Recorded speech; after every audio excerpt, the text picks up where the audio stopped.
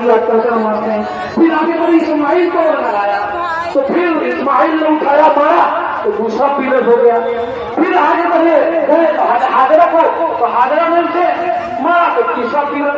آج حاجی پر فرض ہو گیا کہ درخواست پہ آنے کے بعد سب سے پہلا کام یہ ہے کہ جمرات پہ کنکر مارا جائے. کنکر مارا جائے اس لیے مارا جائے حضرت ابراہیم اسماعیل نے کنکر مارا تھا.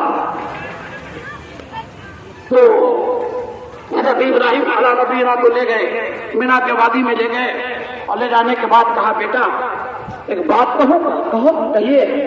کہا کہ میں چاہتا ہوں کہ اللہ کے راہ میں جو ایک بیٹا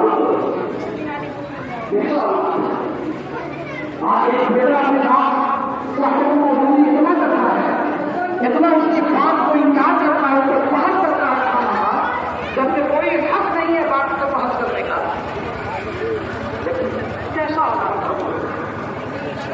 قربانی کی جا رہی ہے. آپ نے فرمایا یہ نہیں کہ کیوں کیا کس لیے نہیں بلکہ فرمایا قال یا ابت افعل ما تؤمر. اے باپ گزریے اس بات کا آپ کو حکم ہوا ہے. سبحان اللہ.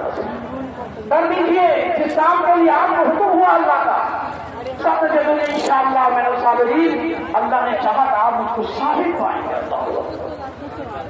اللہ ہاتھ پیر آنکھ پہ پٹی آپ جانتے ہیں. لیکن حضرت اسماعیل خلیل اللہ نے فرمایا ہاتھ کھول دیجیے پاؤں کھول دیجیے تاکہ دنیا یہ نہ کہے کہ اسماعیل قربانی کے لیے مجبور ہے اس لیے ان کا ہاتھ باندھ دیا گیا تھا پاؤں باندھ دیا گیا تھا لہٰذا وہ انسان بھی کر پائے لہٰذا دنیا یہ نہ سمجھے لہٰذا مجھے کھول دیجیے اور آپ مجھے قربان کیجیے. سبحان اللہ. کیسا اللہ اب اندازہ کریں روز دیا گیا آپ نے چھری چلائی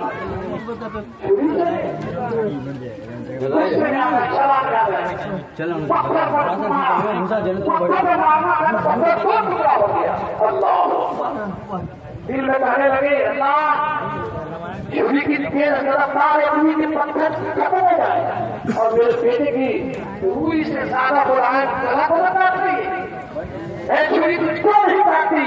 تو چھری کو اللہ نے سوال کیا اور عرض کرنے لگی اے ابراہیم کیسے کاٹوں خلیل کا حکم ہے کاٹ اور جلیل کا حکم ہے خبردار بیٹا نہیں ہو جائے. سبحان اللہ. بیٹا نہیں ہو جائے لہٰذا بیٹا نہیں ہو جائے.